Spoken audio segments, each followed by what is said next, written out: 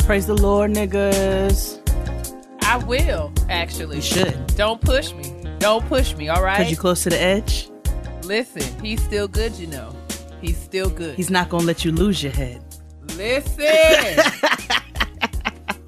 I did not come here to shout. Hey, girl. What's up, Hey, sis? girls and boys. Hey, friends, cousins, nieces and nephews. Yes. Daughters and sons. Friends. Welcome me, welcome you. Welcome back to episode 31 of Getting Grown, where we discuss all things adulting, the trials and tribulations, the tests, the twists, the turns. And we just out here trying to figure out how to do it for real, right, sis? Because who in the hell wants God. an ashy soul? I mean, truly, really, moisturize. Love you, Dustin. Thank you, Dustin. Thank you for the gift that you are. Dustin said that Hazel E looked like a Dodge Ram. Dustin said that Janet Jackson had a fidget spinner on her titty at the Super Bowl. So, Dustin has said a lot of things, and they have all been gold. What? What are we going to do? How do we solve a problem like Dustin? Huh? You can't. You just can't. But yeah. Welcome back. Listen, let's just get into this right now. We're late this week. We do know that. We appreciate all of you who felt it pertinent to remind us We that definitely announced it. We did. We let you guys know. Unfortunately, life happened super quickly. My sis was stranded in the ATL. She could not get back home. Could not. And for that reason, we were unable to record the show Monday night as planned so that you could have your show on Tuesday. But we're going to make sure that you have a show this week. Yeah. So here we are recording episode 31 again. Jade is safe and sound. We thank you all for being so concerned. Shout out to everyone who was like, are y'all all right? I'm good? Still here. Yes, indeed. Thank you, Tisha Campbell. Toilet Tisha. Oh my gosh.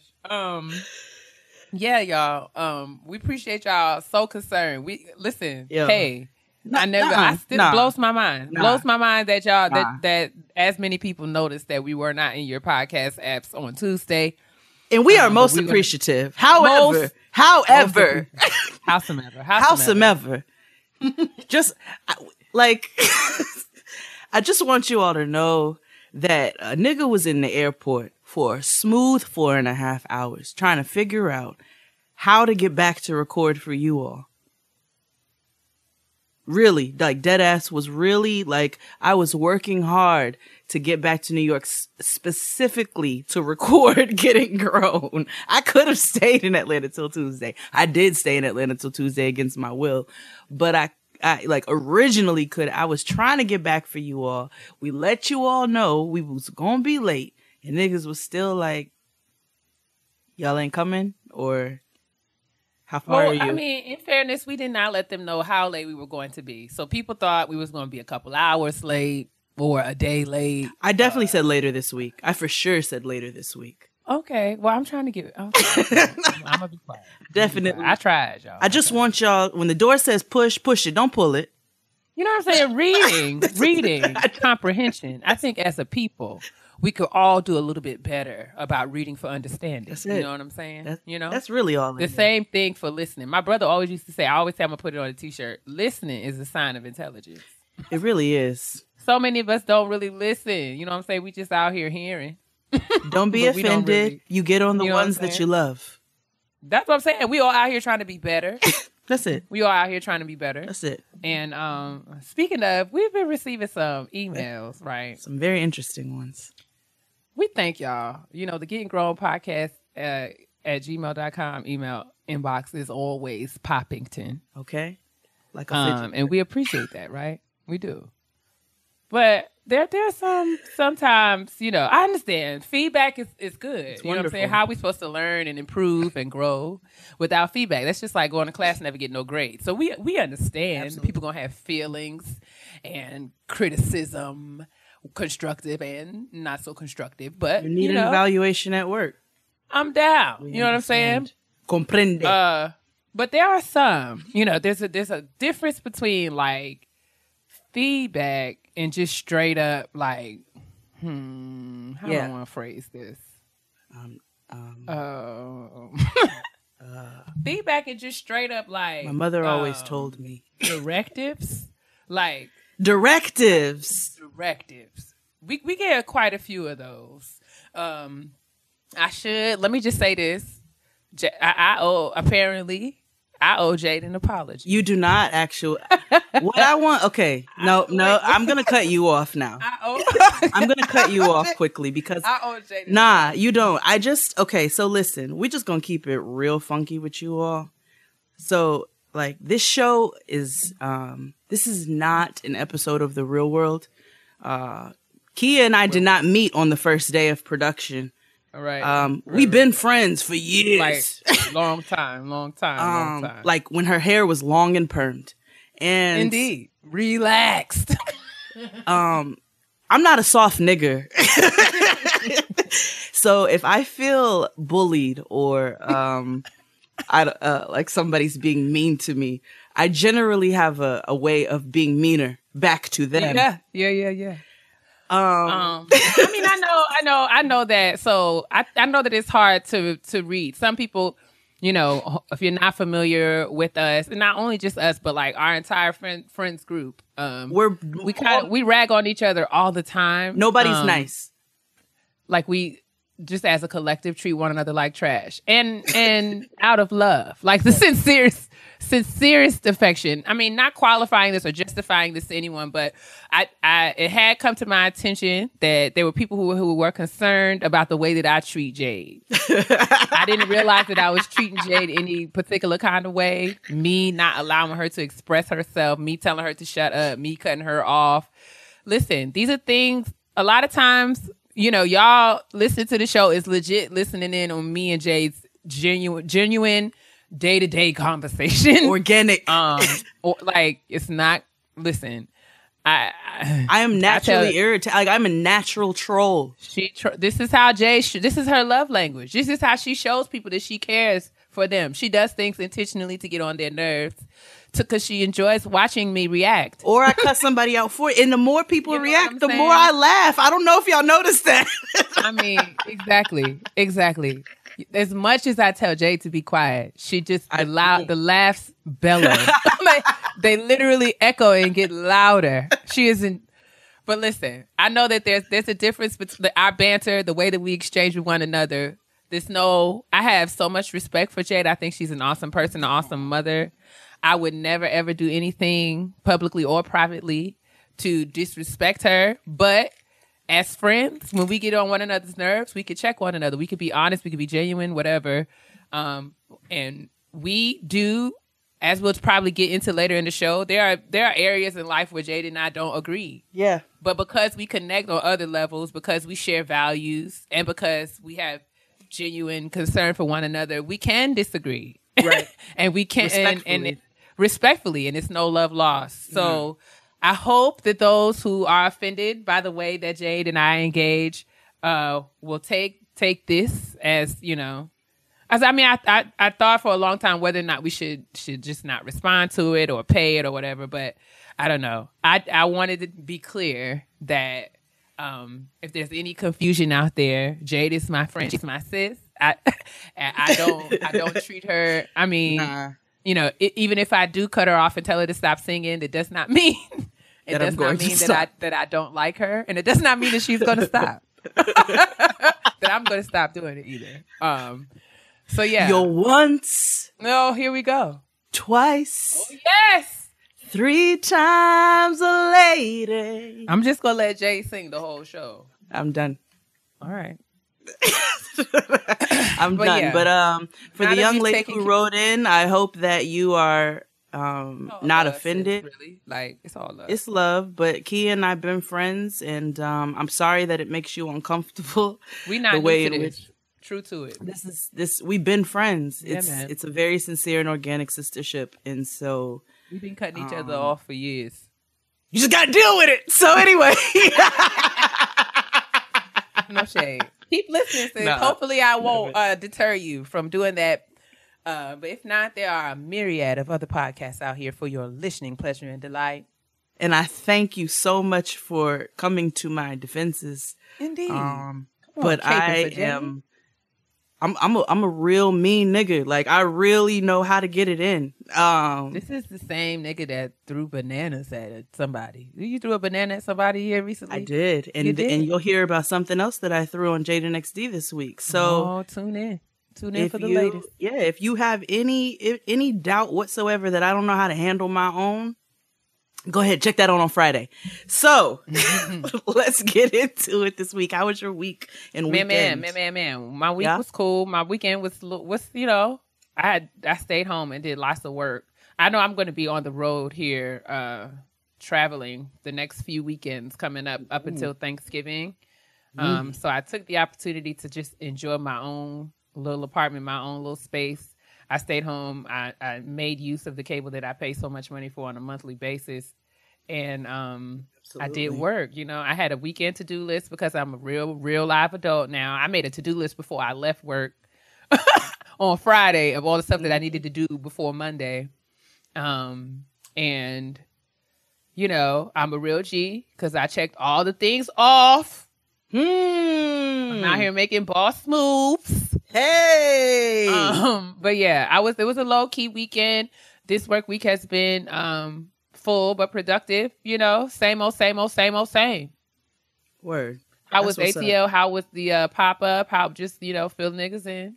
It was so good. We had a lot of Getting Grown listeners there. So nice. Thank you, ladies and gentlemen, for coming out and celebrating with Santana and I for our very first For the Culture Catering pop-up as a duo. It was a really good time. It turned into literally the dopest dinner party ever. It was lit. Love it. The ladies were very hype. We had Uncle and Auntie Jams provided by DJ Wally Sparks, my homeboy in Atlanta, who so graciously came out and DJ'd the event.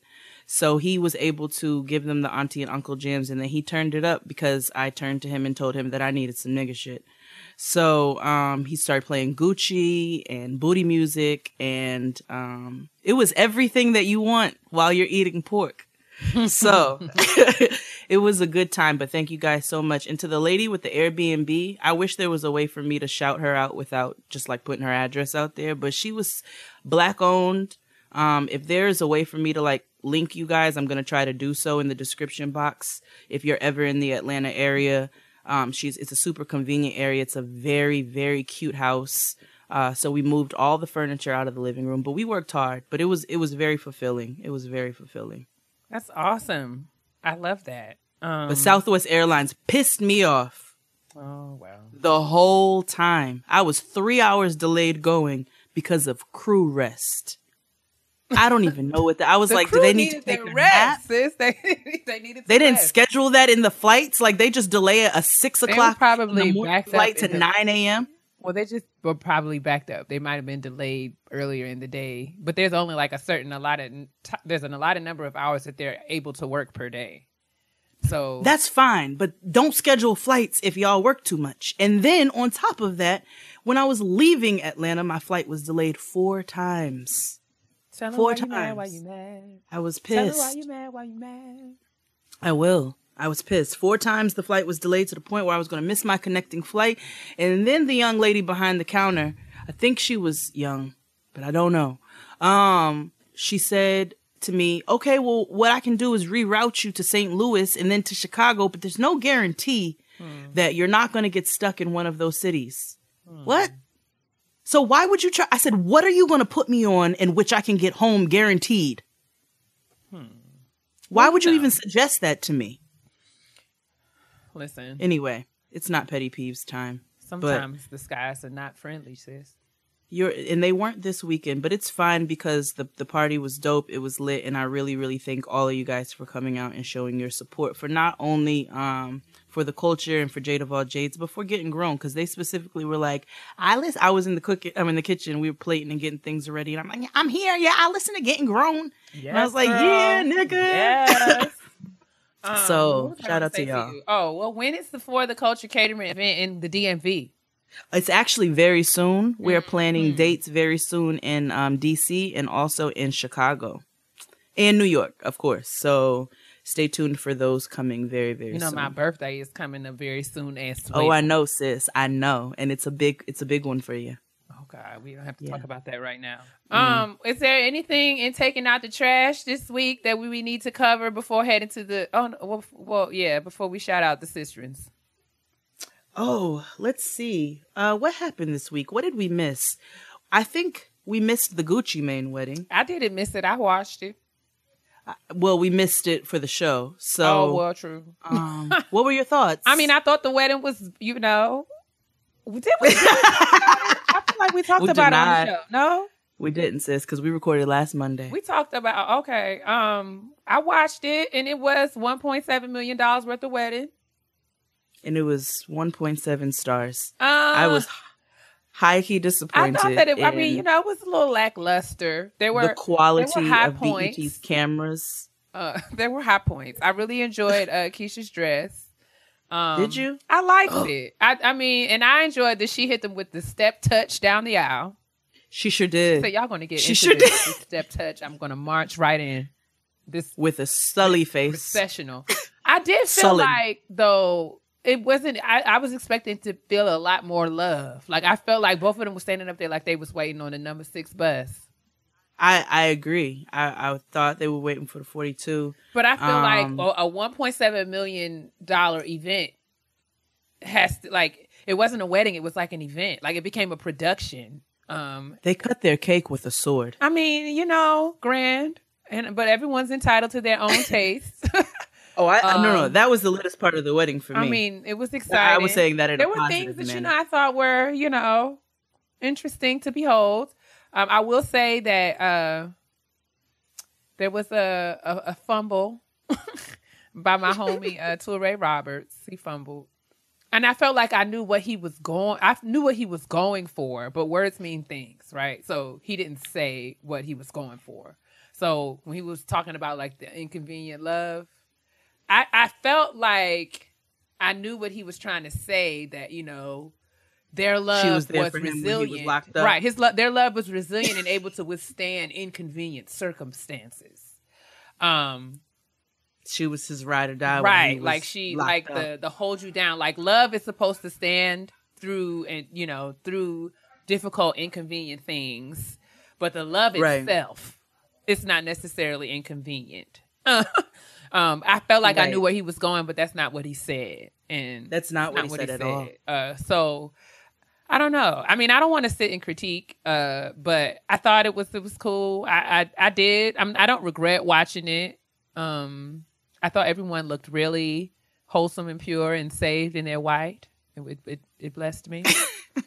I was disappointed with the camera quality.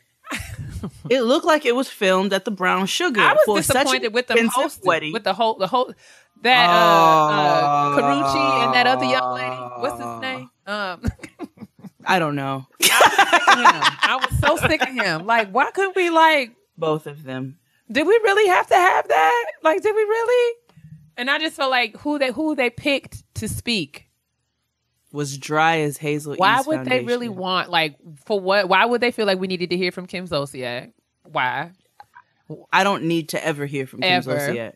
Ever at all. Never. Or her daughter. Or that other young man that's on Gucci's label who couldn't talk with the speech impediment. What's his name? I was just like, why do they keep asking him questions? I don't ever need to see that nigga speak a word in my life.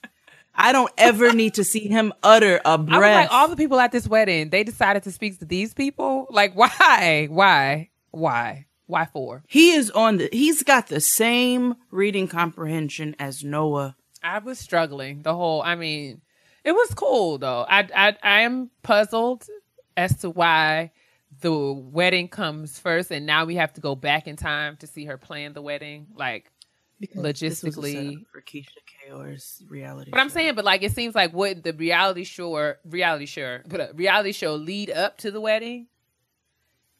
I would agree, but I guess they just had to show the wedding on 10/17. And as a Gucci evangelist, I appreciate them doing so. I I was looking forward to this. It was a very big event for me personally. I have so much support for Raydrick. He's one of my favorites. Why didn't he let his mama come? I don't know. And, I mean, I'm sure that there's a reason. I don't want to judge because, you know, it's got to be a reason. If you don't invite your mama to your wedding, there's got to be a reason. Or your brother. Or your brother. I mean, I don't want to assume, but there's a reason. There must be a reason. So I don't want to say one way or another, but it is a question. Like, okay, it's a question. I would like to know the same. How come your sibling and your mother and your child weren't there? But maybe the mama wouldn't let the child come, so that's just a question. But again, as a Gucci evangelist, I was very disappointed with the camera quality. I will say that 1,000,000 times because I was very disappointed with the camera quality. It was like when your iPhone turns yellow at 10 o'clock. Okay. All right. Well, Gucci also today was on the New York Times bestsellers list. So Gucci is a back on top best-selling author. I thought that was pretty cool. Hey, Gucci. I think that's pretty. I'm here for his glow up. His glow up is so hard because one of the things that my husband and myself connected over was Gucci Mane. Yeah, my sis is nodding in judgment. I'm not nodding in judgment. I'm nodding. I'm nodding. I was actually agreeing. Yes, I remember. it was a lot of nigga shit that connected myself. I remember you telling me about meeting Tristan. Like, people talk about Gucci. Yeah. We were like really. He was really impressed with the fact that I was a Gucci fan. And then when I made a Killer Season reference, he lost. I was wifey. You know what I'm saying? But I've been a Gucci, and his glow up is so hard that I posted him when he started riding bikes and all of that. He was on his bike and all of his bike gear, smiling with those teeth. All 57,000 of them. And my husband's not a jealous nigga. And I got a text message immediately when I posted it on my Instagram because I posted and said mood. I got a text message immediately. No, I got a phone call. He was at work. Who is that nigga you just posted on your Instagram? Well, who was he? And when I tell you, I hollered in laughter. And I was like, it's Gucci. And he went back and looked. That's how hard the glow up is. We thank God. That's how hard it is. And I'm here for it. Time is filled with swift transition. That's for all the church kids out there. Yeah. Yeah, I think that's all the trash. Well, I don't want to say that Gucci and them is trash. No, that's just what I don't know say. what other. Oh, but you know who is news we should 45. 45. I just want to say first Can we just have a moratorium on like all 45 discussion for a little while? I need a break. But this is really not about him. Right. It's more so about the widow, Maisha Johnson. I wanted to shout her out because she's really going through it, and to have to deal with this foolishness on top of losing her husband while she's pregnant, I think it's absolutely disgusting. And so I just want to take a moment to offer our deepest sympathies, condolences, and prayers for her. Absolutely. In this difficult time. And fuck him and everybody else who has something to say negative about it. Just know that you have support from the people who really are out here for you. We're not worried about them. They don't exist. It's not my president. So that was it. True indeed.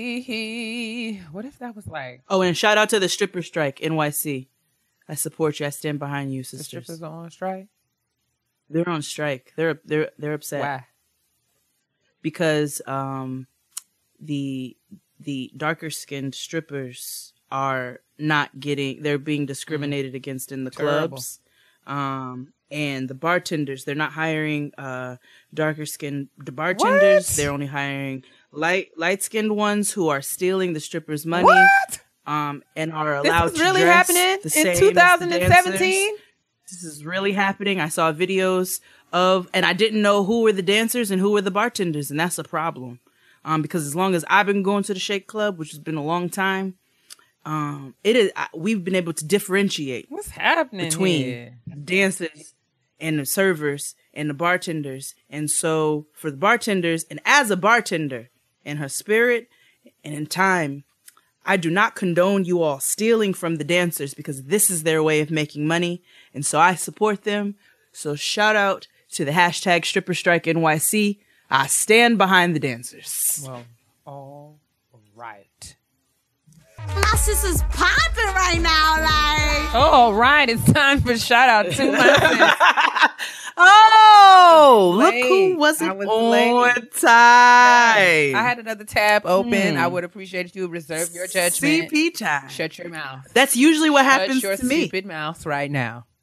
That's generally what's going on when I'm late.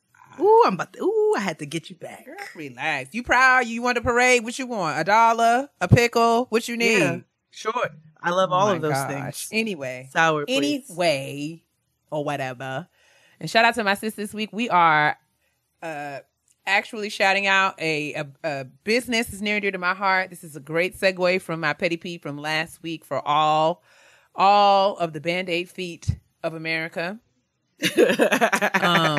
I was contacted by several, actually. A couple of people sent me links to different companies that offer new shoes for women of color. But I had the opportunity to engage with one young lady in particular. The partners, she and her brother have a business where they specialize in new shoes for women of color. Their website is www.3028.com. That's actually spelling out all those numbers. THIRTYEIGHT.com. All their information will be in the description box below. But house number 3028 creates nude shoes customized in 6 beautiful shades for women of color. It was created by Thressa Smith and her brother Norel when he went on leave to take care of her while she had back surgery. House number 3028 is named after their childhood house that they lost due to bankruptcy that they plan to buy back. They offer 6 shades for women of color. I said that already, but they also offer shoes of various heights. So for those of the kitten heel brigade, you can get your nude shoe for the 2-inch heel. They have a 2-inch, a 3-inch, and a 4-inch. And coming soon for the thoughts like myself, they will be featuring a 5-inch pump. It's actually 4 and 3/4. Hey! I'm like, girl, what I'm gonna do with these Fisher Price, my first pumps? Because if you're gonna wear a heel, wear a heel. If we're gonna have a shoe, honey, let it be a shoe. Even if you're walking like Mr. Tumnus. No, I will not be walking like Mr. Tumnus. I will not. Or that. But I don't believe in kitten heels. Listen, no pets allowed. Keep your pets at home. I don't want to see your pets in the street. There are no pets allowed in this establishment. I don't want to see your cats. Keep your cats at home, okay? No kittens. No kittens. As long as the Lord allows me to stand tall for Jesus, I will, okay? And a 5-inch pump. You understand what I'm saying to you? And I just like to be the height that I am on the inside. Okay, sis. I'll let you have that. You know what I'm saying? Like, plus kitten heels are dumb. Like, why I feel like they're louder than everybody else's. Like, get somewhere and sit down with this old piece of shoe. Girl, get somewhere and get out of my face. With this little stilt. What are you doing? What you doing? This little, what's the little ladders called? The little step ladder. It's a step ladder shoe. It is a stepping stool. Okay. I'm gonna be 80 years old in a wheelchair in a pump. If I can't wear a pump, that's I'm my gonna nana. wear a Jordan. I promise. If I'm not be able to wear a real shoe, I'm gonna be in a sneaker, a flat. I'm gonna be a granny and some Timbs. I know I am. Early. But I'm gonna do it while I have this chance. So yeah, everybody go to 3028.com, and for our Getting Grown listeners specifically, you can get free shipping on your order if you use the coupon code SENDNUDES. That's SENDNUDES. Send nudes, and you can get free shipping on your order. Everybody go to house number 3028. Check out the shades. I'm sure your nude will fall into one of these 6 shades. I'm pretty sure that mine will too. I spoke to, I hope I'm saying it right. Teresa, is it? I don't know, girl. I hope I'm saying it right. Teresa and Narelle. I spoke to Teresa today, actually. Very sweet girl. She supports our show, and she's starting this business with her brother. She's doing this full time on her own, and I want to support her. So you guys check her out. If you like what you see, then be sure to order your nude shoes today. Send us pictures, tag us on the gram. Let us know what you think. My 4.75-inch pumps are in the mail. Hey, and I will keep you guys posted. Wait, they are. Wait a minute, girl.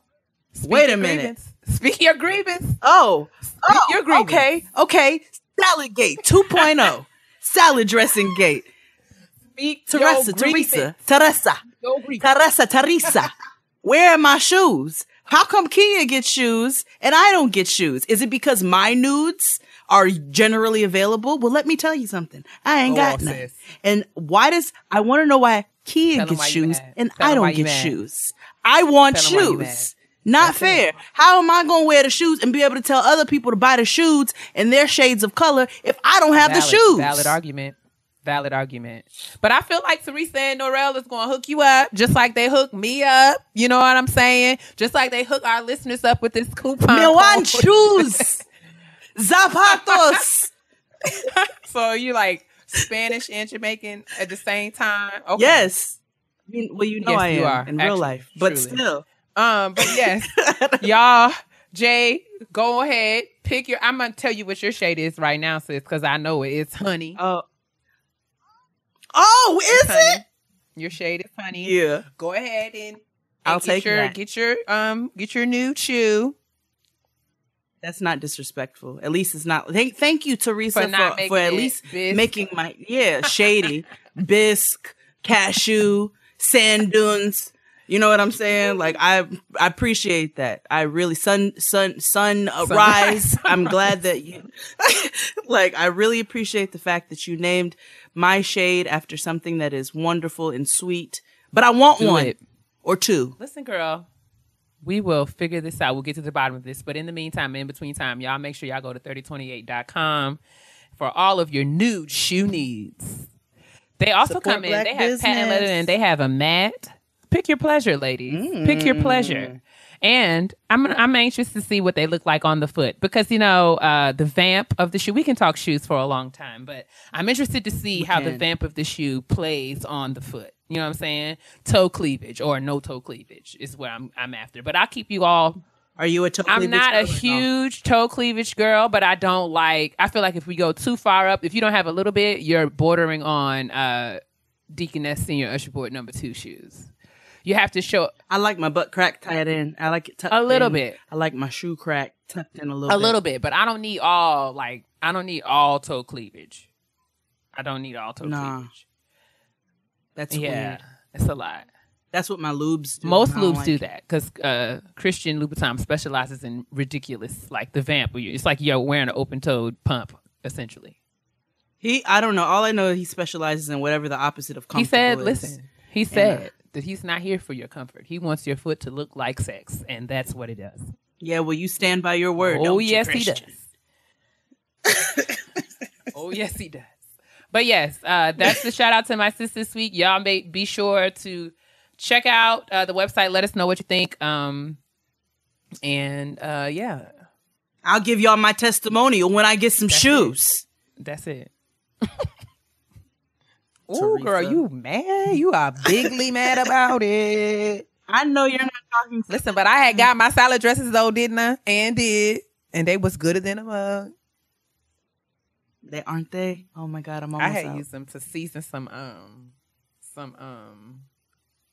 what was it? It was halibut? Girl.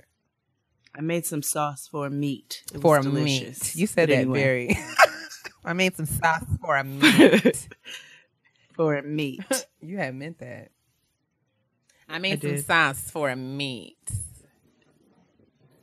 I make sauce for the day. Okay, let me stop.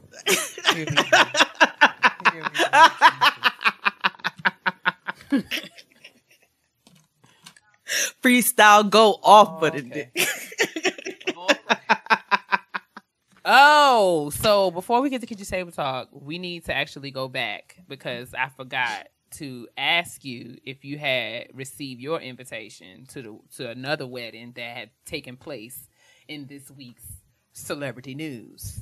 Oh, you left a chicken wrapper in the trash overnight. Stinks. You take the trash out at the top of the show, so that the show doesn't stink. Right now, it's funky because that was stupid. Well, so I don't know. Dumb. Allegedly, Tony and the Birdman got married. And I don't know. What are your thoughts? Do you have any? I don't really care. Yeah, she married Satan. I don't really... The devil. I think that's dumb. But Tony says a lot of dumb shit, so I don't... She says some really dumb stuff. I don't really have anything else outside of it until I actually see it. I believe it because she says dumb things for herself. We've heard them come out of her mouth. She said that's dumb. That dumb shit about her civilized divorce, aka white, aka Caucasian divorce. Oh, Tony from... That's what she said, and I think that was dumb as hell. I feel like we give Tony a lot because she gives herself a lot. Like she wants to give diva, grande, dumb of all things, but Grammys let are me tell you upstairs. something. Let me tell you something. She is very much a hood rat from Maryland. From Maryland. From Baltimore. Like outside. I think Severn is actually where she's from. So worse. In which case, if she married Birdman, then I'm not entirely surprised. But I don't want to, allegedly. I'll keep saying allegedly until we have a confirmed story. Eat my whole body. I don't give a motherfucker. Put some respect. I don't agree with that. I don't really care. I think that's terrible. I don't care, but I still think it's stupid. That Tony and Birdman got married. Yeah, I thought she married him. That's dumb as hell. But they make each other happy. He's the devil. He makes everybody happy. The devil transforms himself into an angel of light. The devil doesn't make me happy. Oh, no, he doesn't. No. Well, you know what I mean when I say like, I'm saying like the nigga shows up and pretends to be like little glittery and shiny things. Like a ring. I don't want to call a wedding ring. Birdman the devil. I will. What did he do to you, sis? He didn't do nothing to me, but he don't pay his employees. He steals. He's just all around just terrible. Well, I didn't know any of Maybe that not business. as bad as Puffy, but... Oh, did he? Take that. I don't know what it is, but that Sean Combs has a special place in my heart. These videos him and Cassie have been putting up, I've been trying so hard not to like them, and I just can't help it. I don't know. Maybe it's because they're just damn cute. Homeboy. He from Mount Vernon. But no, he's also not a good person. That he would make you walk across the Brooklyn Bridge. Let him fight. Cheesecake. Somebody need to put that on Hulu or something. I cancel my cable for that. Dylon. Where's Babs? Let him fight because I'm tired. I love Babs. Where is Babs? Babs probably got a job at the bank or something somewhere. She really does. She's tired of y'all at Carver. All right, girl. Can we get around the kitchen table now? Because Queen Sugar about to come on. I'm about to miss it. So this week around the kitchen table, we're going to talk about us. Because, us as a generation, millennials. This is the show about people who are getting grown, navigating, adulthood. The millennial generation is very much in that space. And I feel like it's something we should talk about because everyone has opinions about what millennials are, what characteristics we have, how we act, how we behave. And I think they talk about us so much that we should have some conversations about, we should be able to add our own 2 cents and 3 cents and 5 cents about, who we are, what we feel, whether or not we agree with what's been said. I just thought it would make for good conversation to kind of talk about, what it's like to be a millennial from our perspective and kind of look at the differences in the way, differences between the way we see ourselves and the way that other generations are talking about us. So I guess we can, I pulled up some websites. I will, if I can remember where I got them from because I printed these out a while ago. But I pulled up some websites about millennials, explaining the different characteristics of millennials. who are the millennials? Let's define Okay, millennials go for it. first. Yeah. So the millennials, which are also known as Generation Y, are a demographic cohort following Generation X. There are no precise dates for when this starts or ends. Typically they use the early 80s, as early as 1980. Some people say 81, as the starting birth year, in the mid 90s to early 2000s as the ending birth years. So that is technically the definition of a millennial. And if you're born in the 80s and then or the 90s, then you're a millennial, basically. Yep. They say up to the early 2000s. So I will, okay, needless to say, the people who wrote these list of characteristics of who millennials are not millennials. So, no, they're baby more probably Generation Xers or baby boomers. Generation Xers being individuals born from 1962 to 1981, and baby boomers being individuals born from 1946 to 1961. So, all right. Word. I will read some of these characteristics. We can talk about whether or not we agree with them or disagree with them, or how our experiences compare to what these characteristics are. And then we will share our own, or how we feel, how we would describe ourselves as generations, Jade and I. And after that, we'll get into some of the things that you guys said when we asked the question on the Twitter sphere earlier this week. Sound like a plan? Word. All right. So number Sound one, like a plan.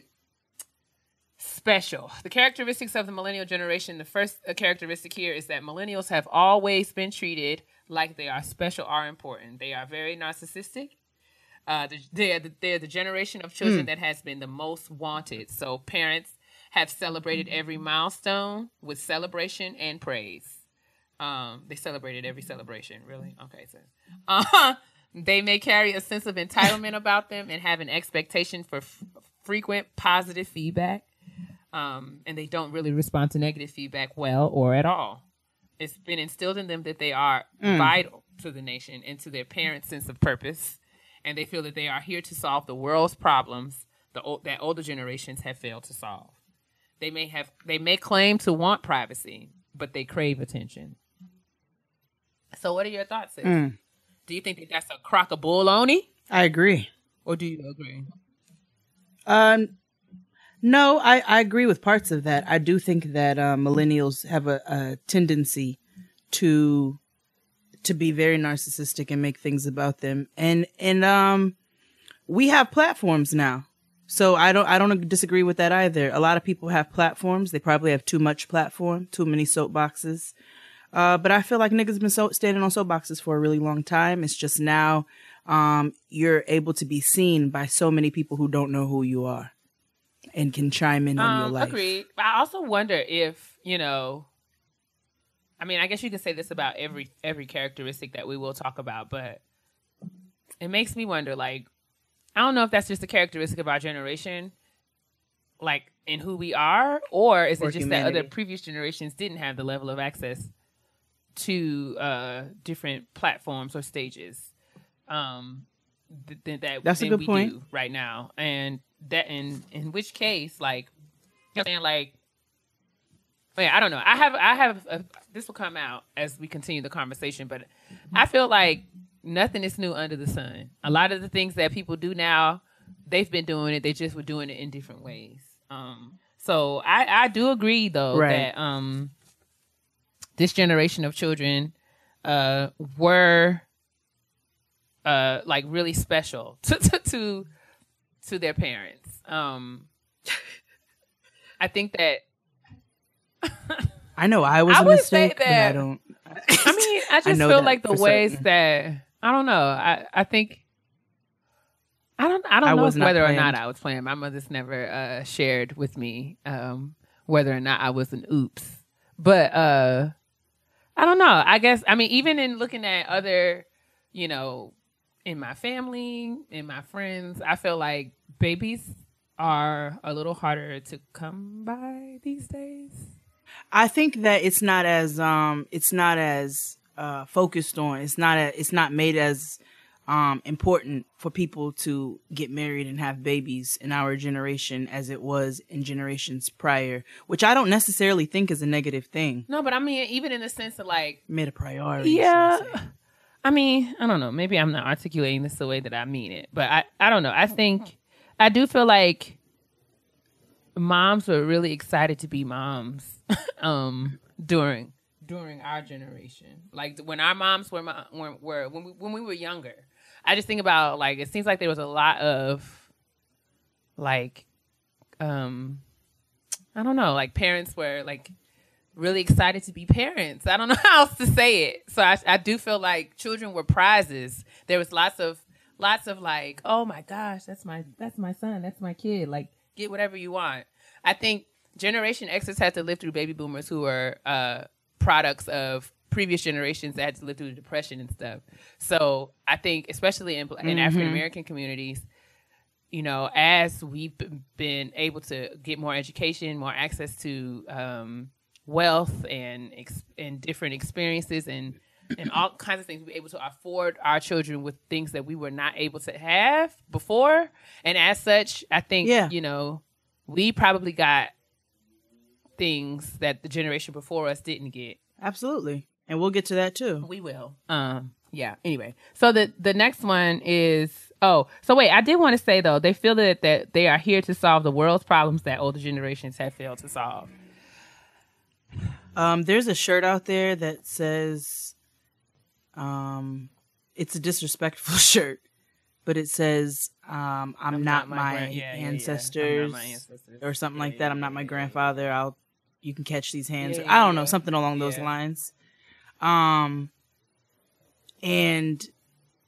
that is, I guess that teeters on the line of narcissism, but also hope. I mean, I guess it's kind of that fine line of wanting. I guess that's not the best way for you to express that. I guess I understand what you're trying to say, but that's not the best way to express it, only because there were a lot of things that previous generations before us had to deal with that we don't have to deal with.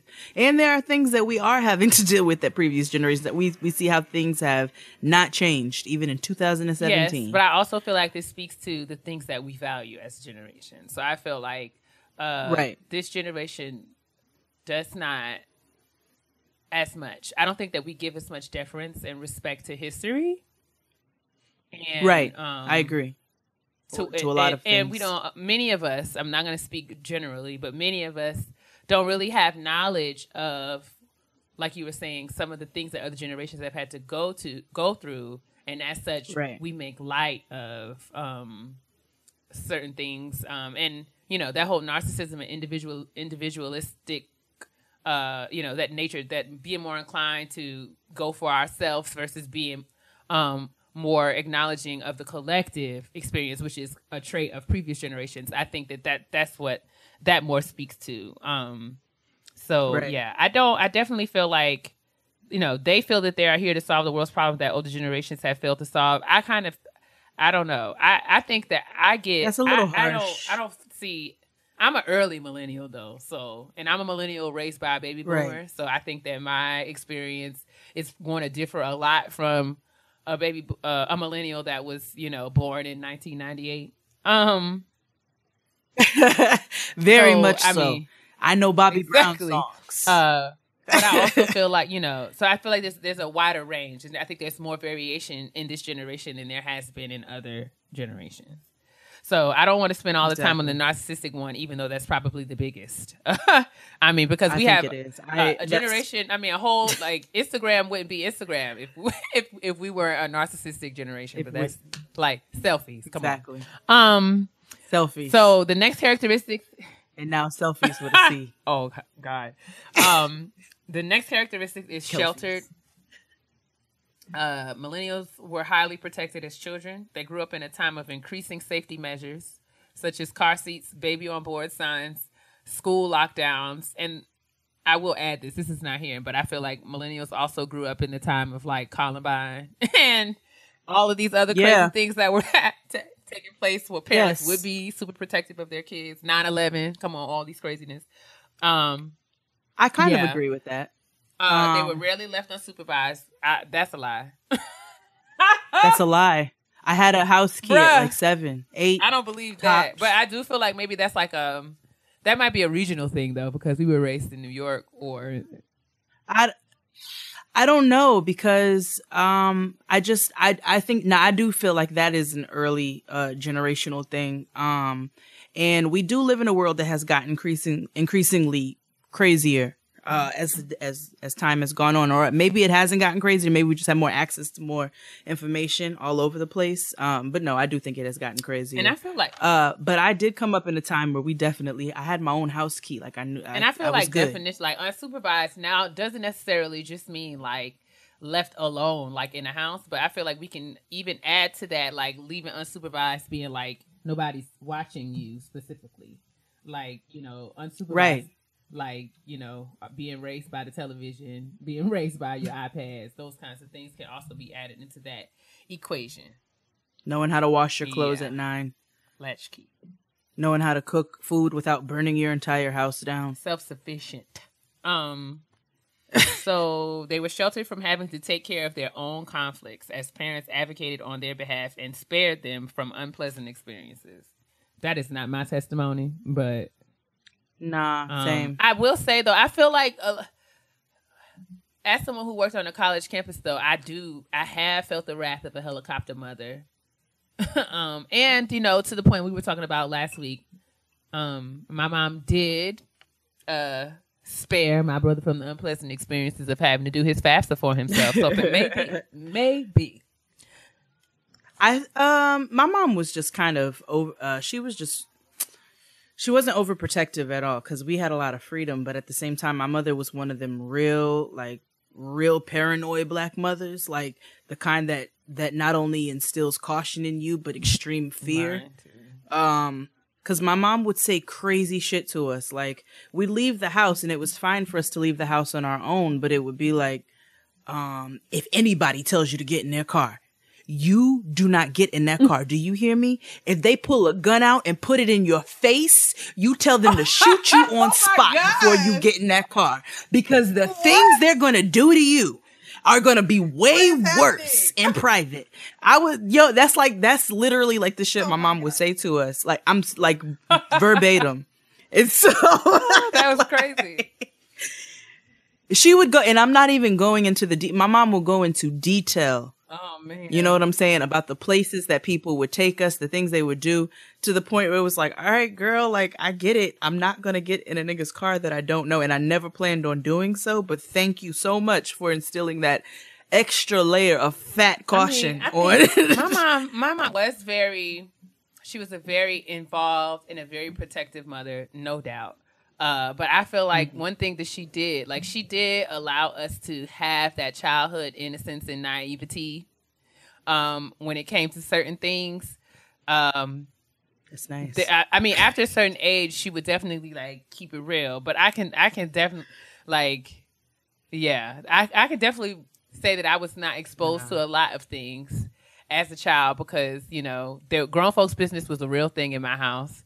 There were things that just were not, you know, discussed on, and things that I didn't even put the pieces together until later. And I think that was a good thing. I do wish that I would have that she would have been a bit more candid with me about certain things, but I definitely, I think that there is a good thing in being sheltered. But actually, I do also that feel actually, like if it's too much, then it's a whole nother situation. I will say, like, with our generation or our segment of our generation, our portion of our generation, whatever, my mother did make sure to keep us children, even though she was super candid and a little bit crazy. There were just things that I was not allowed to do at a certain age until she felt like it was age appropriate. And it generally was age appropriate. It was like, I want to wear lipstick or, you know, whatever. And she's like, no, you don't need to do that until this age. Like, you don't need to grow up faster than what you are. Whereas now there are girls in the 8th grade contouring their faces. Carve out. And so that is definitely Give me sculpture. I mean, complete with the dark joints, and then they put the concealer at the cheekbone. It's like it's a whole lot of stuff going on. Full lace frontals. So yeah, I will keep going. I hope this is not like boring, but this is funny to me. I'm having a good time. Millennials focus. Yeah. Okay. So confident is the next one. This generation is motivated, goal oriented, and confident in themselves and the future. They expect college to help them launch them into greatness. I don't agree with that. They may brag about their generation's power and potential. They have high levels of optimism and they feel connected to their parents. I don't know about that either. They are assertive and believe that they are right. And yeah, that's all for the confident one. So I think that this generation has proven that college is not, I mean, I don't want to say college is not for everyone, but I feel like this generation is probably one of the first to kind of step away from kind of conventional trajectories to professional success.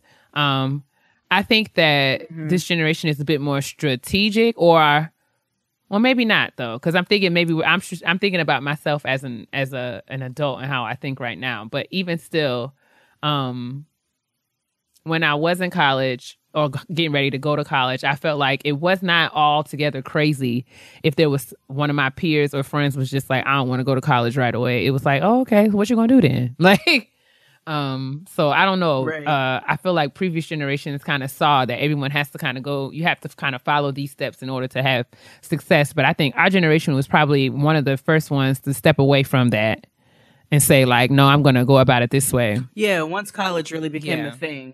Because, college wasn't a thing for a while where people didn't have the opportunity to go. And they had no choice but to go and work from an early age to try to provide for families, and things were happening a lot earlier.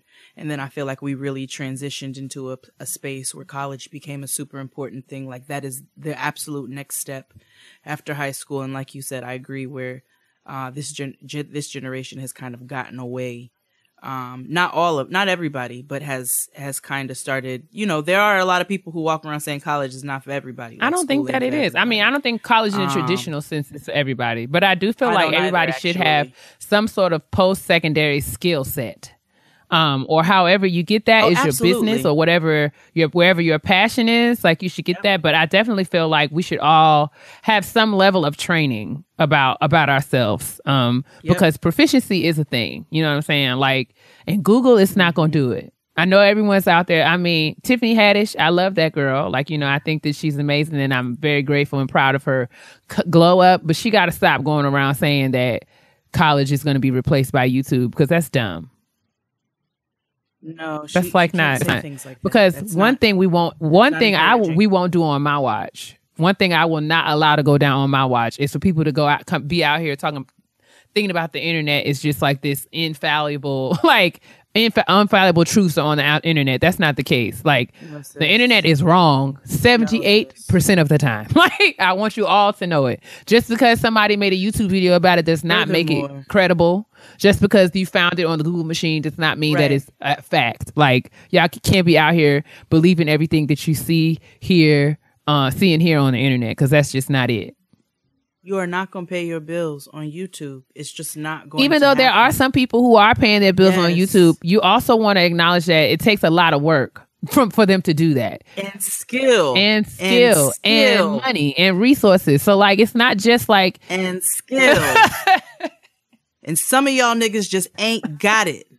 Let's just be very candid here. Like some of you are just really good with your hands. You know how to build things.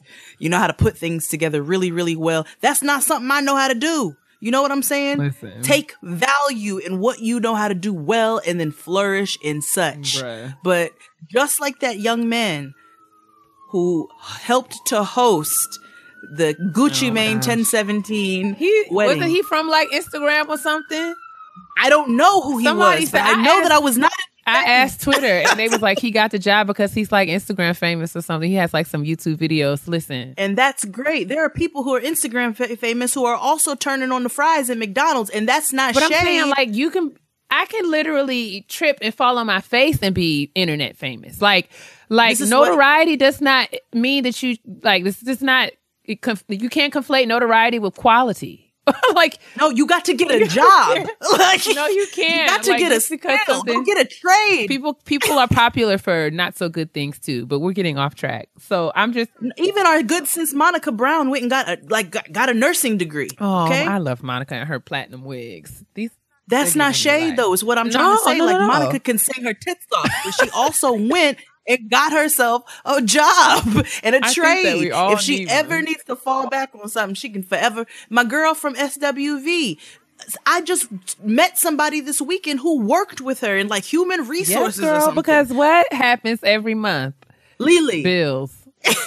Lily. We have got to work. Listen, but yes, okay, we're getting off track. I'm only going to read one more, and then we're gonna then you're gonna tell me what you love about being millennial and what you hate about it.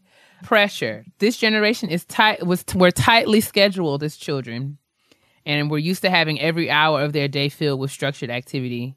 This generation may have lost a sense of pure, spontaneous play. They may struggle with handling free time and time management in general. And as such, as a result of them being overscheduled and they feel a pressure to succeed, they usually put themselves under unnecessary and undue stress as adults. They may take on too much and then think others should be more flexible with them when they want to negotiate scheduling conflicts.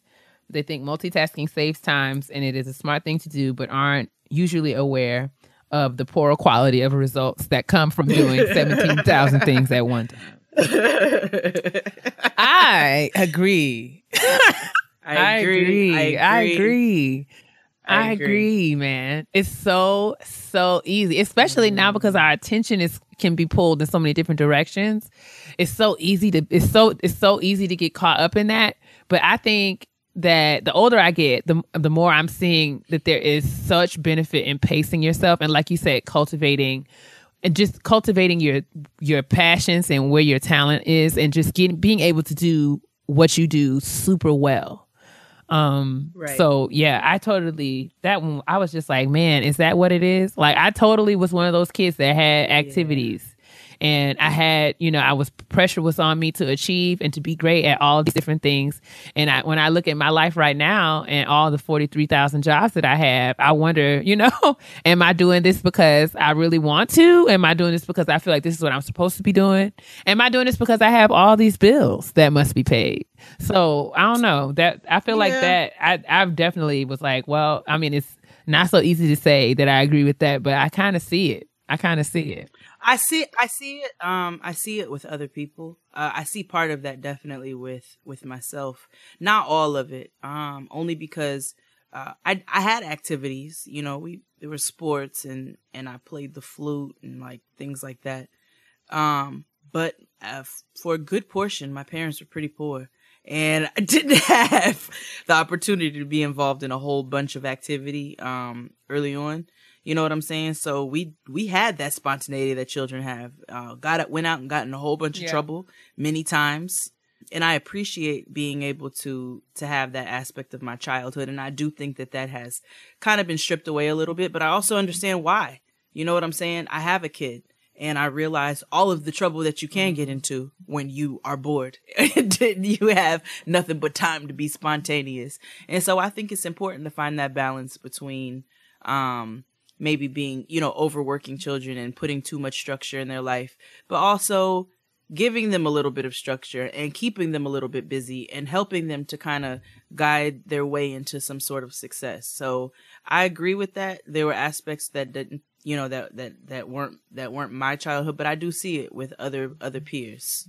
Right on.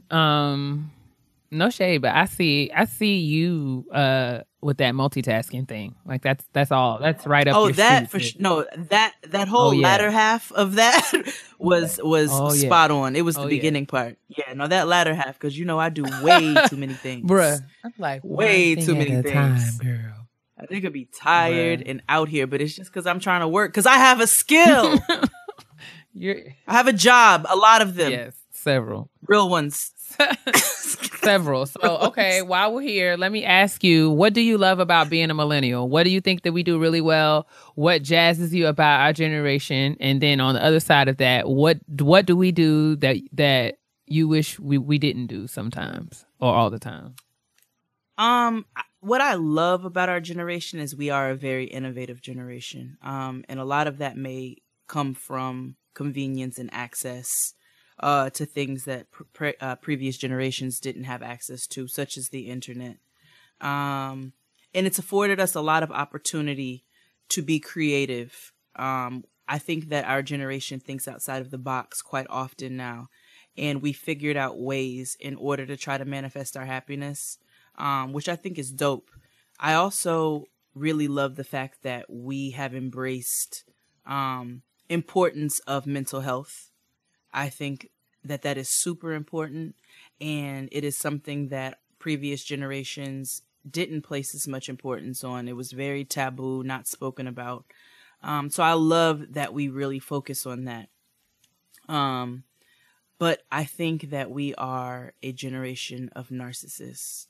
I think that we have the ability to make everything about us that don't have nothing to do with us. And it is because of those platforms that we've been given, social media and so forth. And so it's allowed a lot of niggas to scream a lot of really loud and awful opinions.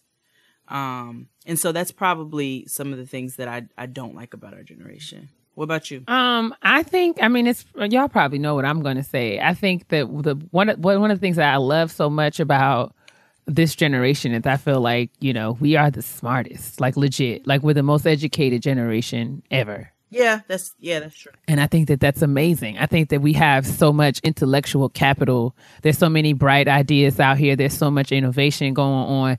I think it's really exciting. It's exciting for me to be in the phase of life where I am, because I'm really inspired by all the grinding that's going on around me. Like, I think because of all the access that we have to social media, and because we have so many examples of other people who are out there doing it, we are kind of busting out of those conventional boxes of life and career, and, doing what we want. And I think that that's really exciting. You know what I'm saying? Like, motivation.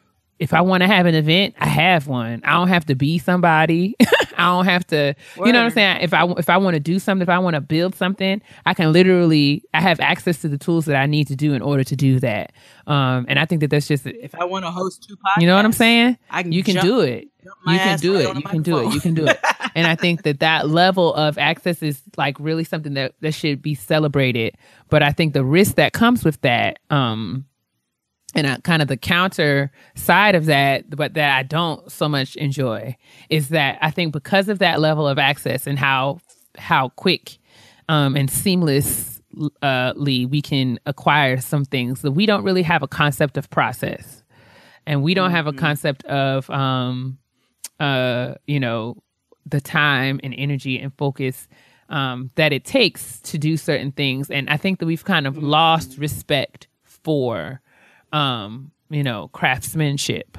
And when I say craftsmanship, I don't necessarily just mean in the sense of like, I constructed this desk and it's a beautifully crafted desk. I'm talking about craftsmanship in terms of whatever I do, like whatever time, you know what I'm saying? Like we jump around from job to job, we do what we want to do, but we don't like the time that it takes to build legacy. Like, you know what I'm saying? That kind of stuff is almost frowned upon now, but I think it's legit. Like if you tell me that you've been doing something, like I'm gonna give you a case in point. One of my current mentors, like somebody who God is just awesome, is he just be opening doors. He literally just be like, let me put Keia right here. Like I'm gonna just sit Keia right here. She don't know what she's doing. Let me just help her because she's just walking around with her thumb up her butt. Like just what? I don't know. But, I had an opportunity to work with a scholar. This man has literally had a 40-year career. We were at a meeting, the meeting that I was at in Atlanta. He was telling us, he's the executive director of this research group that I'm working, executive director of this research program that I'm working with right now. And he was telling us about some of the early grants that he wrote and, during the early part of his career.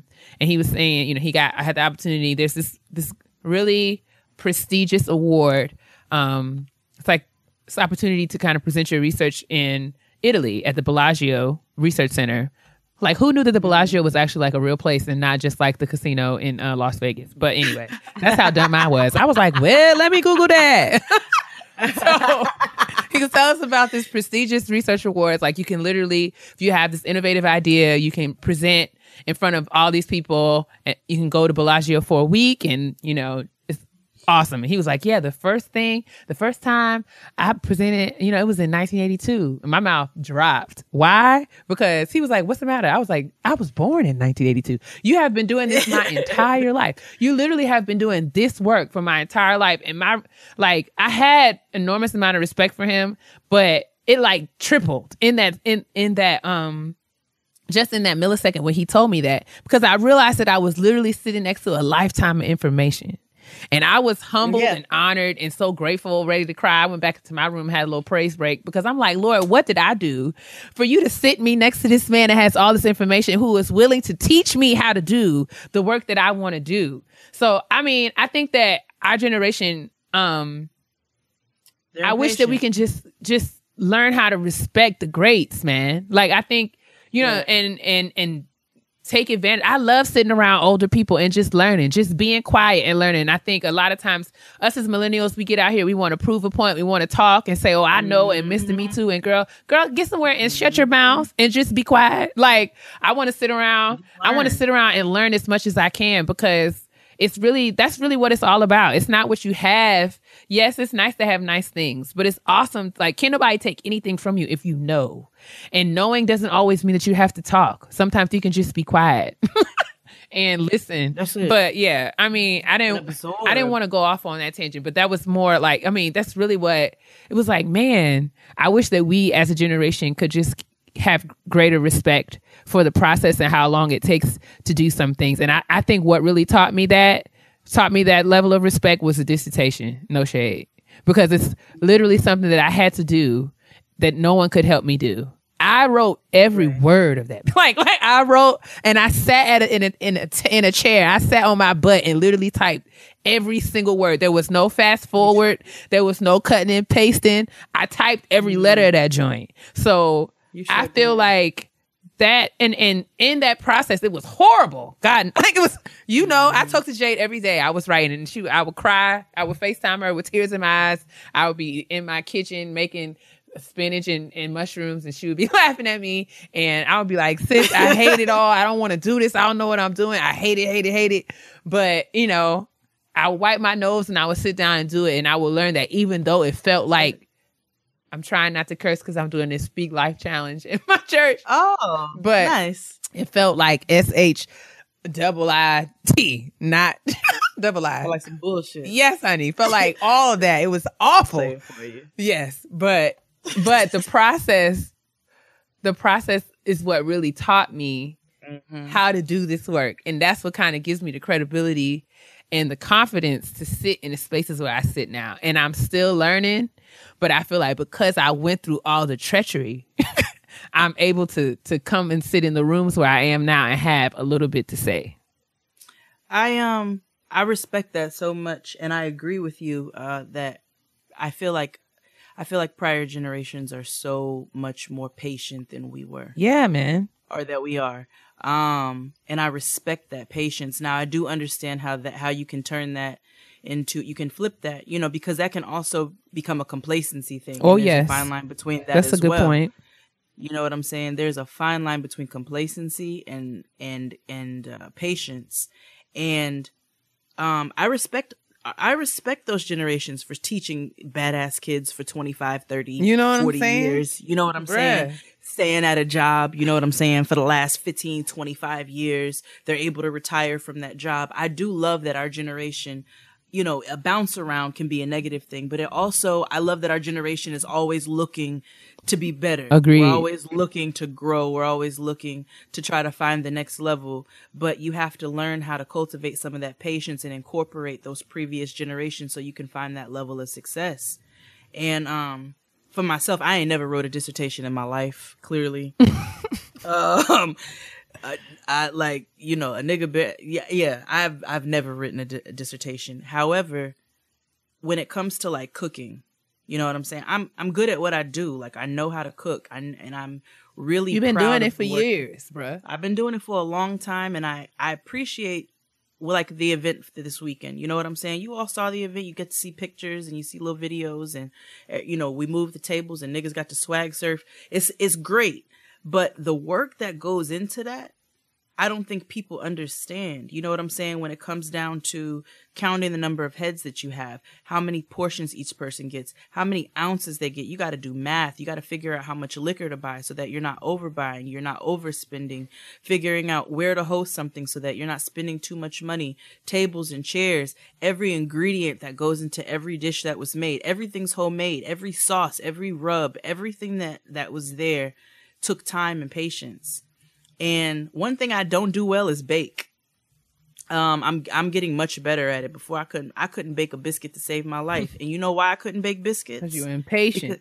Because I was impatient. I was not chilling my butter the way that I should have and following the proper steps. Even up until now, sometimes not following the proper steps. And it's just now that I'm really placing a lot of importance and really figuring out like, okay, I have to be patient when it comes to certain things in order for me to achieve some level of success. Because if I rush through it and try to do it my way, it's not necessarily going to come out the way that it's supposed to. Bruh, and I mean, not just for baking. I think I remember where I was, probably church or something. We was talking about like the same thing about how process and stuff. But dude was like, don't nobody want a pot roast cooked in the microwave. That's it. It take time. It takes time for things. Who wants eggs out of the microwave? You know what I'm saying? Like, nobody. It takes time for good things. Good things take time. So I wish that we as a generation would sit with that a little bit more, especially a little bit more, even not just professionally, but like even in relationships. Like it takes time. Good things take time. Like it takes time for you to get to know that nigga before you be letting them all up in your house. Like it takes time. We're not telling we're not telling you to stay with a nigga who has a whole outside family. Right. No. You know what I'm saying? I'm just saying, I'm saying it takes time to get to know. Like I'm saying, like I think we rush into things just as a whole. We rush into friendships. Everybody your bestie. Like after y'all went to Fridays 3 weeks in a row for happy hour. Now she's your sis. Like I think it just takes time. You know what I'm saying? People, even we were talking about earlier in the show, people assume that because we doing this podcast now that we just now getting here. No, me and Jay been friends for years. Like it takes time for us to build the kind of rapport where we can bounce off of one another the way that we do. And this podcast, it blows my mind that we are as popular and people as many of you wonderful listeners are listening the way Absolutely. That you are. But I also feel like we're going to continue to get better with time. I know that we're still relatively really early in the game. That's why when y'all be asking for like live shows and all that stuff, we would love to do that stuff. But I'm just like, girl, it's been like 3 days. Right. 3 whole days. Like let us hit a year and then we'll talk to give y'all. Us some time. Give us some like, time. when we getting praise the Lord niggas t-shirts? Like, we're only on episode 8. It's episode 10. So it's like, we give us a few minutes. We just need a little time. Just a little time to get ourselves together. But, yeah, I want to read a couple of the ones we got on Twitter because they were really good.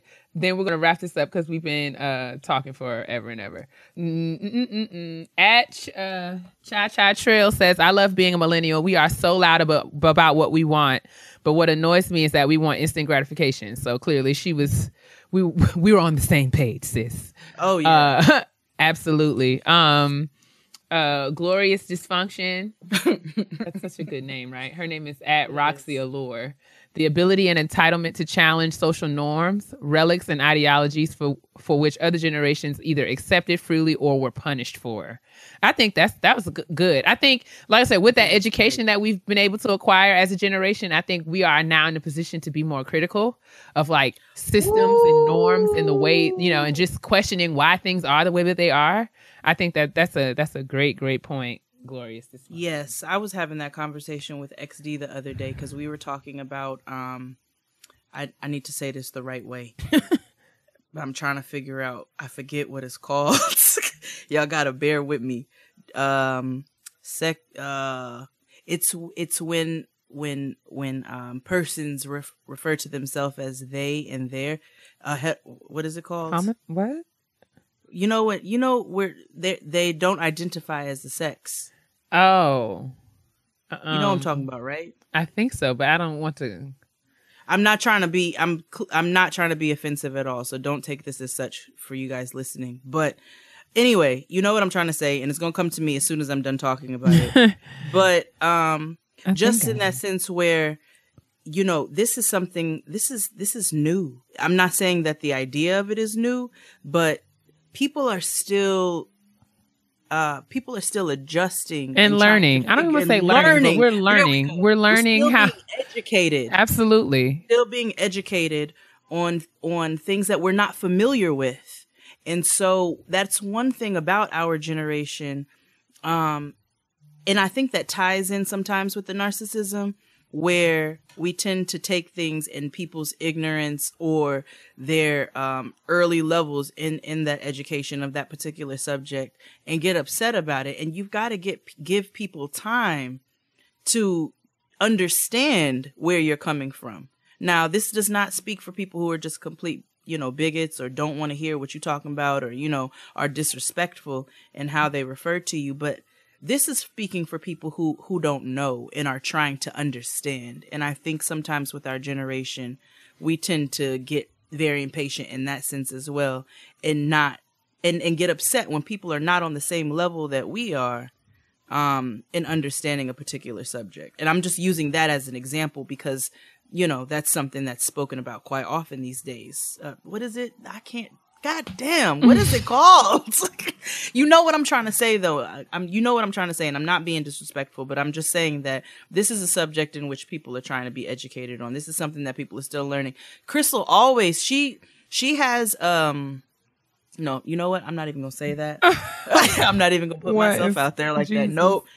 Or a problematic buzzer for me every time I talk. Yes. But And it's not because I'm trying to be problematic. It's because I'm trying to understand. You know what I'm saying? I'm trying to figure it out so that I can be respectful, so that I can be educated on what it is, so that I can, I can treat people in the way that they want to be, or I can speak to you in whatever pronouns you want to be spoken to, or whatever the case. We need to be a little bit more patient with people who are trying to understand how we see the world, because everybody don't see the world the way that we see it. Fair. I hope I said that in the most non-offensive way as possible, because I was not trying to be. I mean, I think I follow. I think, in this age where people are more empowered to speak their experience, we have to be mindful, not mindful of our own privilege. And yes, how the identities that we carry position us in ways that will marginalize others. So, and that's a good thing about. I'm sorry, I didn't mean to cut you off. No, you good. But that is a good thing about our generation, is that I feel like we're doing that. I feel like we're trying to inch closer to that. Agreed. Yeah. And I think the point that I hear, and I could be wrong, so correct me if I'm wrong, but I think the point that I hear you trying to make is that there are those of us who may carry privileged identities, who, are ignorant of the helpful and respectful and appropriate ways to engage. Exactly. And as such, we would appreciate a little patience from, as we do so, from members of those marginalized identity groups. Yes. And I know that it's not your responsibility to educate us, but as people who are seeking to be respectful of all, we just would appreciate that because I think it's easy for us to one of the ones is someone I was trying to find it, but one of our listeners said that one of the things that she doesn't like about our generation is that we're so easily offended. Not necessarily, I wouldn't say easily offended, but it doesn't take much for, for someone to take offense. Well, maybe it is easily offended. Yeah. But yeah, so I'm hesitant to say that because I feel like I don't like telling people what they can and cannot be offended about. But at the same time, I think that, we have gotten to a place where we are no longer able to have meaningful conversations about things because we bring our emotions into it so quickly. Into conversation so quickly. And I think that that's fair because a lot of us are dealing with very real emotions. You know, Absolutely. when you deal with hatred, it's hard for you to kind of to curb your reaction to that in order for you to have a meaningful response. But I guess what I'm offering is that a lot of us, many people are not mindful of the ways that in which that they can be offensive or even hateful. Right. So, you know, I think now, if I came and Hazel E'd y'all and then like got real mad and start calling everybody the F word, I cuss a lot, but I ain't saying that. You know what I'm saying? Like, that would be wrong. But when I'm telling you, I don't understand, help me to understand, don't get upset about that. I'm telling you that I want to understand so that I can be respectful. And then again, as you brought out the tweet that just came out, I remember I had a picture. You remember the picture that I put up on like Women's Day last year? I don't know if you saw it, and it ended up going viral. Like shit got like some 50,000 something or others. Oh dear. It was a lot of likes. It was a lot of positivity. So basically I put this picture up. I used a Snapchat filter for International Women's Day. It says, this is what a woman looks like. And it was a picture of myself. Okay. Everybody heed the keywords. And, it was a filter. And then I had a sign that we made at work that said, anything you can do, I can do bleeding. Now I want you to see those operative like pronouns that I, anything you can do, I can do. That's not, do you know how many people jumped in my mentions and down my throat about how I was excluding those of the transgender community, how I was being offensive and triggering to women who have had reproductive issues or cannot have a period. I mean, it was, and I was like, but I wasn't talking to y'all or about y'all. I was talking about myself. Like, I can't speak to your experience. I can only speak to my experience.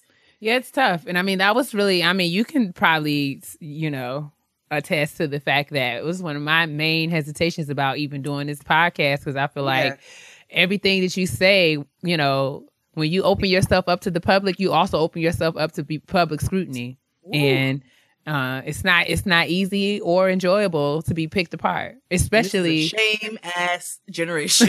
Exactly. And it's, so I mean, I didn't want to get on this point. I understand that, it's never our intention to offend anyone. We want to be inclusive and respectful at all times. And that's something that I think that other generations, to get back on point, other generations have been slower to reach that position. At Miss Meek says, I like that millennials are go-getters, always making something happen. What annoys me is this sense of entitlement. And I'll read one more. I love our self-love, that we are embracing all of who we are and pulling away from standards of beauty that don't serve us as a community. She said, I dislike how naive we can be toward our own individual privilege. We're quick to judge folks who haven't had the access that we have had. There was another one.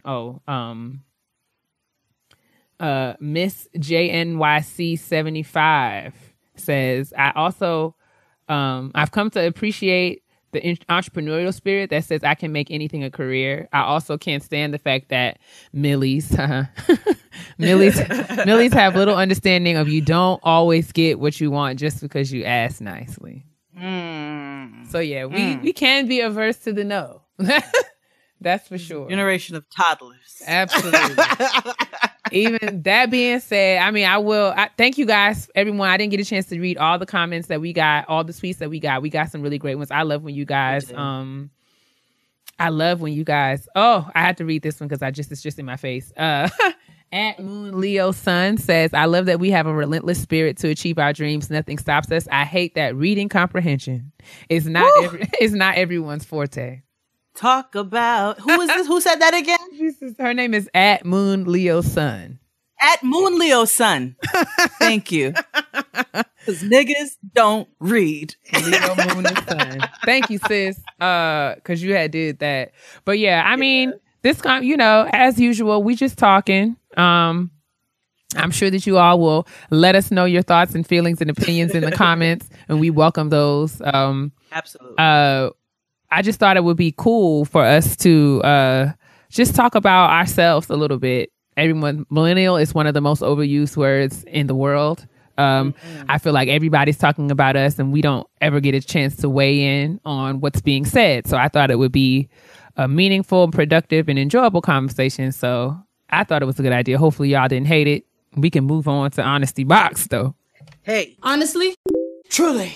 It's the Honesty Box. It's the Honesty Box. Hey, it's the Honesty Box. It's the Honesty Box. All right. So I'm going to start our Honesty Box this week. Hey, Jade and Keia, let me start by saying I absolutely love you ladies. I'm a new member of Team Typing Fast, and y'all definitely help my days go by faster. That's right. Welcome. I'm going to try to make this short with while still giving the details. I'm a single mother of an almost 3-year-old. Me and her father aren't in a relationship, obviously, and he asked me 3 months ago, when are you going to be ready to meet the girl I'm talking to? I told him that it's no point for me to meet someone that I don't feel should be around my child. My personal opinion on dating or being in a relationship with someone who is not the child's other parent is that it's a very serious relationship. There's no reason for a child to be involved in the situation for various reasons. Agreed. For one, you just never really know people nowadays and will most definitely go to prison behind my baby. Same.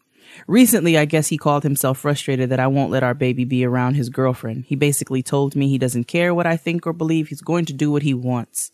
I'm completely against this, seeing as though they've only been dating for 3 months. He's one of those people who won't listen to anyone's opinion if it's not what he wants to hear. Needless to say, our adult conversation about this subject never goes well because while he was in prison, I dated someone for over a year and never had our child around him. I feel that I'm not respected in my decision. I'm not asking for forever, but 3 months is a very short time to think it's okay to have someone around a child. I'm at my wit's end with him and in this situation. How can I get him to just wait to try to understand and respect me as her mother? Because I would do the same. I feel as if he's mad that he's not with me because his favorite line in pleading his case is "we're not together." I'm actually not mad at me at all, or mad at all. LOL. After his door closed, another opened. I've met someone and he also has a child, but we're on the same page with this issue. I'm looking forward to your great advice. Thanks, lady. Sincerely, the not bitter baby mama. It's important. Yeah. Not to be bitter. That is. It's important to be bitter. What you think, sis? Jesus. Well, Yeah. I don't really I don't have no children. I don't really know. I think it's absolutely fair for you to not want I feel like it's fair. I mean, okay. Let me make sure. Let me go back. Let me think. I'm thinking as I process because, She's an introvert. I'm an introvert. So let's go back to the beginning. He says he has a girlfriend. Baby daddy got a girlfriend. Baby daddy wants girlfriend to meet her baby mama. Baby mama. Yep. And she does not want to meet the baby mama. The baby mama does not want to meet the girlfriend. Okay, well then no. Okay, all right. I was confused because I was like, is it a case where the father is trying to bring them together so that she can, He said, when are you going to be ready to meet the girl I'm talking to? Now, so that's what I'm saying. If he's trying to bring them together, I feel like if it were me, I would at least be open to meeting the young lady. I wouldn't make any promises, but I would be open to be meeting the young lady. I would need to meet her actually before I would feel comfortable. That's it. I would need to meet her. I would need to meet her with her being around my kid. With her being before I would feel comfortable with her being around my child, I would need to meet her and not just kind of like, hey sis, how you doing? But I would need to engage with her. I think the second area of concern that I would have is not even to get into their business, but my concern would be, I do not want this to become a practice to where you're introducing my child to women every 6 to 9 months, every 3 months. 100%. So agreed. I think that I do feel like, so what question is she asking us? She wants to know what? She just wants advice. I don't. I think I would need to know why you don't want to meet her and why you're so adamant. She said it. Why? Okay. She said, I told him that there's no point to meet someone that I don't feel should be around my child. Now, why does she not feel that she should be around her child already? Because she's only been around 3 months. So it's a timing thing. It's a timing thing. And she also doesn't feel, because of the details that we didn't disclose, and because she said he's always saying we're not together, so she feels like he's bitter. Here's my thing. I get it. Like, I understand. Okay? So I want to validate you in that sense. I totally get it. I feel 3 months is not a long time to date somebody. It's fresh. 3 months is not a long time to date somebody. It's not a long time. It's very fresh. No. And I understand you not wanting him to be bringing everybody around your kid. Like Keia said, every 6 to 9 months, there's a new lady around the baby. However, because she's 3, you got to start somewhere. You do have to start somewhere. Unfortunately, he's going to do what he wants to do, as you said. He's going to have that baby around that woman at some point or another, whether you like it or not. And so what I would do if I were you, and I'm only saying this as a mother, and this is just my personal opinion, you got to suck it up and meet that woman. Only because you want to know who's going to be around your kid. And I get it. You have these moments where you get crazy, or, you do anything for your baby. You'll kill for your baby. I feel the same way. I will do anything for my kid. I will lay down in the middle of the street if I had to, whatever it is. But if the nigga is going to move a certain way, then you got to be ready. You got to stay ready so you ain't got to get ready. And so if that means putting your eyes on that woman and having a conversation with her about the type of person that she is, and even not aggressively, but expressing your expectations of what you want around your child, I think that is very important, and that's your responsibility. If he's going to take that upon himself to make it happen. I think you go in, you have questions, and you arm yourself with as much information as possible. You need to learn about this individual, the girlfriend. You need to learn as much about her. You need to know the conditions under which she's going to be with your child. Is it going to be a situation where y'all going to be hanging out at his house like one big happy family, or is it going to be a condition? Is it ever going to be a time where you're going to be with my child and he's not? So I agree with Jade that it would be in your best interest. I think for me to want to know who this person is and to be able to have access to her to ask pertinent questions. You don't have to be her best friend. Yeah, y'all don't have to kick it or go to Applebee's for happy hour or $5 margaritas. But I think that, but I do feel like you don't have anything to lose in having a conversation with her. 3 months is not a long time. But given you're justified, and I think that it's okay to say that. And I mean, who knows what will happen. I would not go into the conversation expecting things to go a certain kind of way. I think because of your relationship with him, you may have certain expectations of her. And I think you should give her the benefit of the doubt by at least meeting her. You just go over there and hear what she has to say. Now, if you get over there and she's talking crazy, that's another conversation, but don't go over there or assuming that she is a terrible person or anything like that. Right. Right. So I think right now you just remain neutral and just arm yourself with as much information as possible so that you can know, informed decisions are the best decisions. You can know. I think that will govern what you do from here. But this is hard. I don't know. I know you feel away, and you have every right to feel away. But the thing about it is you can't control him. You can't control his actions. You can only control yourself. And you can only, like Keia said, guard yourself as best as you can. And that includes meeting the person that he insists is going to be around your child. Because it's your child, and your child is your first interest. And so you've got to put your own emotions to the side for a second, and you've got to put your own judgments to the side for a second so that you can make sure and you can be set that the person who's going to be around your kid is a person who you want to be around your kid. And then if it's not if she doesn't display herself to be a decent person, then that's a different conversation. But I don't think you need to go into it initially with that mentality. Try to give her the benefit of the doubt. Again, you don't have to be her best friend, but you got to do what's best for your baby, and you got to know who's around your kid. And I think it's best for all parties involved for you to try to handle this situation as amicably as possible at first. I think if everyone goes into the conversation or goes into the discussion, open and optimistic for there to be a positive outcome, I think they will be more likely to get there.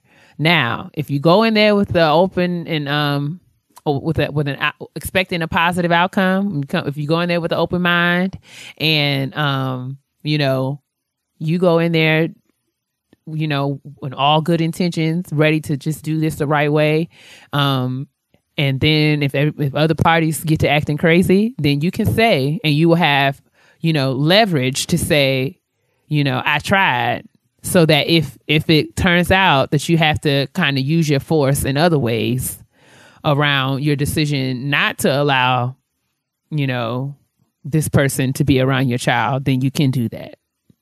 Yeah. Does that make sense? And you're justified in it. Yeah.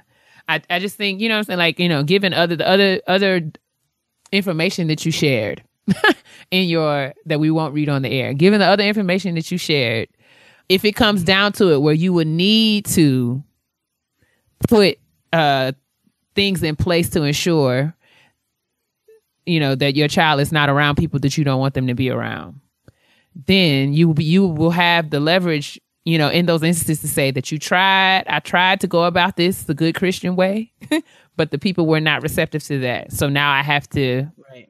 I got to put my foot down. I got to do what I got to do. And I hope that you follow what I'm saying. And but I'm hopeful and optimistic and hoping that everybody can get on the same page about this, because like Jay said, baby girl is of optimum importance. She's the priority here. Number one. We want her to have a great relationship with her mom and her dad. So we have to be flexible as parents. Not stupid. Not but stupid, flexible. But flexible. I hope that helps you. And listen to Jade, because she's a mom and I have a plant named Maurice Greenleaf. He's beautiful. And he's growing so tall. I'm proud of him. That means you're doing a good job, sis. He's out here thriving. He is thriving. Maurice Greenleaf is thriving. I love him. That's right. Mm-hmm. You better love him right. That's my boo. Well, let's move on to the petty peeves. All right, then. And I want to be very responsible of the things I say to my sister, because everybody know I can be real petty. P-E to the T-T-Y, honey. It's time for the petty peeves. Sing, girl. Thank you. So, what's your petty peeve this week, sis? I got a petty peeve. Stop taking things off my desk. They don't belong to you.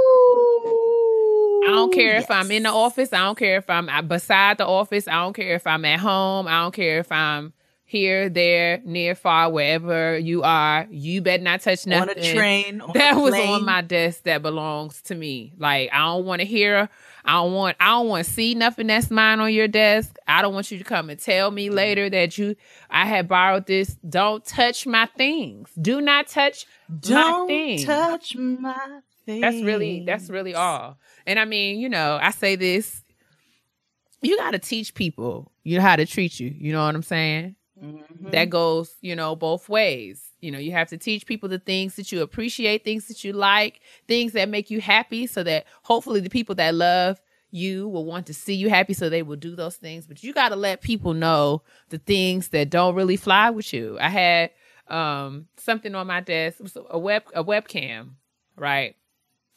And I had it on my desk. I remember when I first got there, I remember when they gave me my computer, all this stuff, I remember having the webcam. One day my webcam grew legs and just walked away. I was like, huh. But I know that IT comes in and out. They handle things, know that things be moving and grooving. Maybe it fell behind the desk and I just didn't look for it. I didn't make a big deal out of it, but because I didn't have a need for it at the immediate time. this week I had conference calls and needed to be on webcam. But I had to go to the conference room because my webcam was not in my office or wasn't on my computer where it usually was. So one of my coworkers came by, kind of like inquired as to why I was in the conference room and not in my desk. And I was like, well, I have these conference calls. And she said something to the effect of like, you can have yours back. You can have your webcam back. And I was like, oh, that's so funny because I don't recall giving my webcam to you, sis. First of all, it's mine. I said, now this is just fascinating for a few reasons. Because what blew my mind was like, she said you can have your webcam back. Like I was supposed to say, like I was supposed to just thank her for taking my things. Like, sis, you weren't supposed to have what? It was never yours. It was always mine. The first order of business that we need to address here is why you have my webcam. Mine. Like mine. You said you can have yours back. So let's check the pronouns, sis. Like, That's my petty peeve. Don't touch my things. Don't touch my things. I agree. Don't touch my things. I listen, my coworker, I don't have no, and I had to just, kind of sit with that because in the heat of the moment, I was unable to address the situation. So I said, okay, okay, I'm just gonna sit with this and let the Lord work this out, and I'm gonna have to come back and have a conversation with her about it at some point because I just need to know at which point did. I'm trying to think, right, because I know I'm out of the office quite a bit. So I'm just like, I just would hate to think that while I'm out of the office, people just coming in and out of my space, just taking what they need off my desk without, so much as sending your girl an email. Like if she would have sent me an email and said, hey, I had to borrow this. I'm going to put it back, ABCD, XYZ. You know what I'm saying? I'd have been like, all right, bet, cool. But for me to be like, unaware of where the webcam was, and then for you to just kind of say, oh, I have it. Oh, well. That's not okay. Yeah. I write everything that belongs to me. I write on it with a very large and obnoxious gold marker. Very loud and obnoxious. My petty peeve this week is the police. There have been 3 shootings in my neighborhood. In the last 2 weeks. Oh my God. Most in broad daylight. At operative hours in which people are commuting. So I understand the heightened sense of police presence in the neighborhood right now, even though I feel a way about them in general. And they, when they stand there's one of the shootings happened like pretty much directly across the street. So they've been right in front of our house, like on the corner. Now they're either in a van or a car, or they're standing on the street, on the block.